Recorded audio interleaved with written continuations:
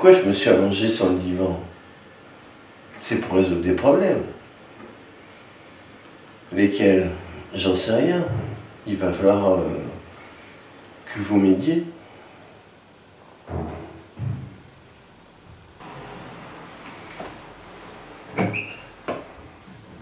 La vraie question, c'est en quoi puis-je vraiment vous aider? Qu'est-ce que vous attendez de moi? Et en combien de temps vous souhaitez aller mieux? Aller bien. Ici, on est dans un sanctuaire.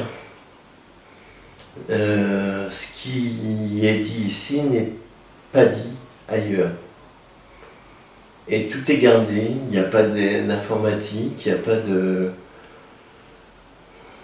C'est le secret.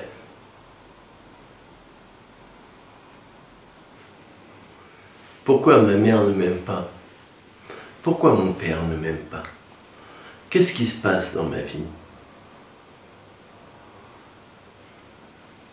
Voilà. Comment je vais éduquer mes enfants demain? C'est un vrai bazar.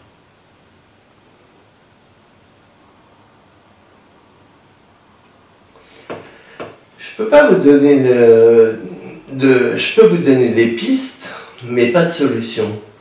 La solution, c'est la thérapie. La psychanalyse, c'est le lien entre l'inconscient et le conscient. La thérapie de couple, c'est autre chose. C'est mécanique. Il y a des processus qui sont clairement définis. Mais l'analyse, c'est l'art de la psychanalyse.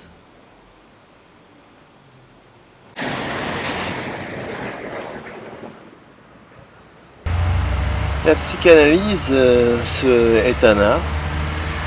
Elle se différencie de la psychologie, qui est une approche cognitive, et de la psychiatrie, qui est un traitement par médicament. C'est le lien entre l'inconscient et le conscient. C'est subtil, délicat,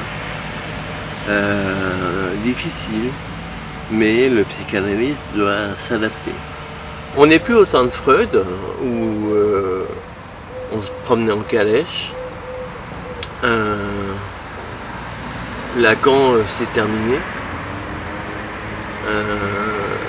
Une nouvelle approche de la psychanalyse est nécessaire. La thérapie de couple, c'est l'antichambre de chez l'avocat. Ça veut dire que le couple va pas bien. Mais le couple, c'est vivre en commun, c'est pas faire des partages. Et donc à un moment donné, quand tout va mal, ben, le mieux c'est peut-être de faire appel à des professionnels. Voilà. Donc nous on est là pour ça. En thérapie de couple, les séances, elles sont individualisées. Dans le sanctuaire, qui est le cabinet, chacun a la libre expression, et ce qui est dit pour l'un n'est pas dit pour l'autre. Et donc chacun est pris en charge pendant 1 heure, et j'écoute, et j'entends, et j'interroge.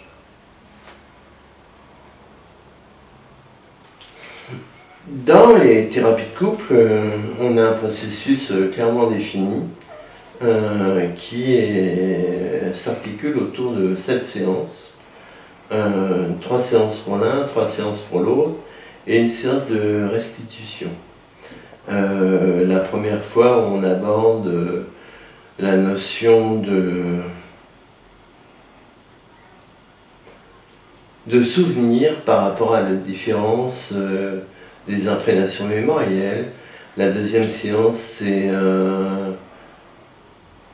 l'argent, c'est-à-dire le premier vol, la différence entre la richesse et l'argent. Et la troisième séance, c'est le sexe.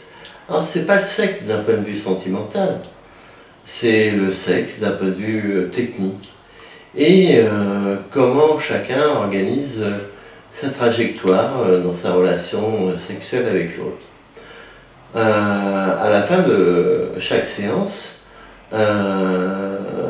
chaque patient m'interdit de dire ce qu'il n'a pas envie de dire à l'autre. Et ensuite, on a une séance de restitution, de sorte à mettre des mots sur des choses qui n'ont pas été dites.